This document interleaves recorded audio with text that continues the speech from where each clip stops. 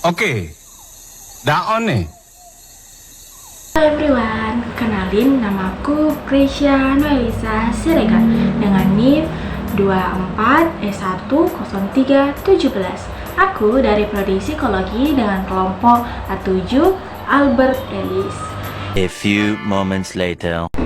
Kali ini aku akan menjelaskan dua tugas PTMP Fakultas Psikologi. Yang pertama adalah visualisasi diri dengan gambar yang telah aku gambar sendiri. Dan yang kedua adalah membuat refleksi kata-kata dengan bentuk daun seperti ini. Maka dari itu, aku akan menjelaskannya satu persatu. Few minutes later. Pertama, aku menjelaskan terlebih dahulu tugas gambar visualisasi diri yang aku gambar sendiri. Di sebelah sini, aku telah menunjukkan gambar visualisasi diriku sebagai bentuk buku yang di dalamnya tertulis next chapter. Next chapter sendiri artinya adalah bab selanjutnya. Nah, kenapa aku menggambarkan buku sebagai gambar visualisasi diriku sendiri? Jawabannya adalah karena aku menganggap buku adalah tempat kita untuk membaca satu peristiwa, satu kejadian, dan juga hal-hal yang telah kita lewati sebelumnya. Nah, aku menggambarkan diriku sebagai buku karena di buku itu aku menganggap buku sebagai perjalanan hidup. Perjalanan hidup yang pernah aku lewati, ada senang, sedih, susah, bahagia, dan juga kecewa. Dan di situ aku tetap tidak pantang menyerah karena aku percaya masa depanku ada. Seperti gambar buku itu ada tulisan next chapter, berarti bab selanjutnya. Aku menganggap bab selanjutnya itu adalah kehidupanku di hari-hari ke depannya. Jadi aku menggambarkan diriku sebagai buku karena aku percaya bahwa aku memiliki satu hal atau juga peristiwa yang akan terjadi ke depannya dan bisa saja itu lebih indah daripada peristiwa yang terjadi sebelumnya. Jadi aku juga menganggap buku itu adalah bukuku, buku yang peristiwa hidupku yang dituliskan oleh Tuhan, semua atas kehendak Tuhan dan juga semua atas janji-janji Tuhan, termasuk dengan masa depanku.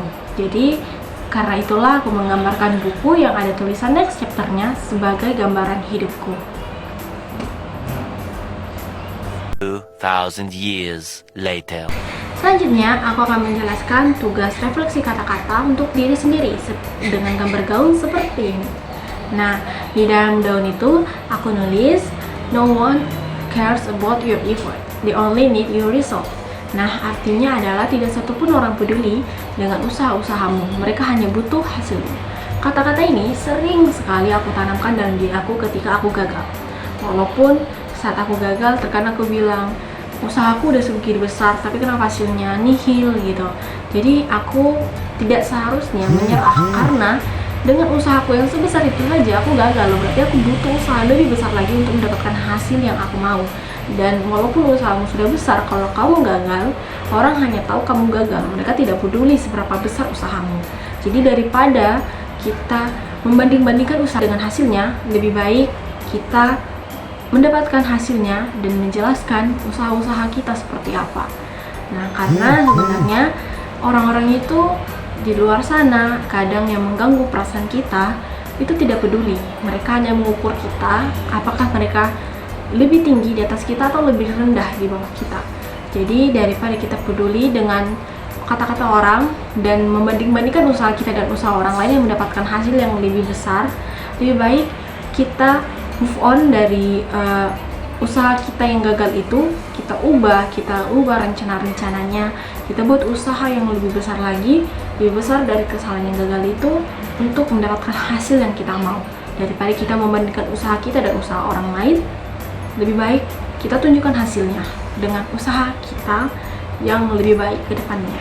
Dari itu, kata-kata itu sedikit membuat aku termotivasi, apalagi di tahun-tahun ini aku seringkali mengalami kegagalan, tapi aku tidak begitu langsung menyerah, walaupun sempat sekali ingin rasanya menyerah gitu. Jadi dengan kata-kata ini aku terus mencoba membangkitkan diri aku sendiri, mencoba untuk menunjukkan hasilnya, hasil yang aku mau, nggak peduli orang lain kecewa atau enggak dengan hasil itu, tapi aku sendiri tahu bahwa usahaku sudah besar, dengan hasil yang sedemikian aku puas. Nah, begitu juga semoga kata-kata ini juga bisa untuk teman-teman yang membutuhkan motivasi sedikit, walaupun mungkin hanya sedikit saja bisa dapat mengubah, tapi dengan semangat dari kata-kata yang kita dapatkan, menurut aku itu bisa jadi tolak ukur kita untuk terus bangkit dari apa yang telah kita dapatkan gitu. Jadi itulah alasanku mengapa aku menulis no one cares about your effort, they only need your result. Jadi kata-kata itu cukup menyakitkan sebenarnya, namun dengan kata-kata yang sedikit menyakitkan itu akan membuat aku lebih bangkit dan berusaha lagi. Dan itu alasannya kenapa aku menuliskan kata-kata tersebut. Okay.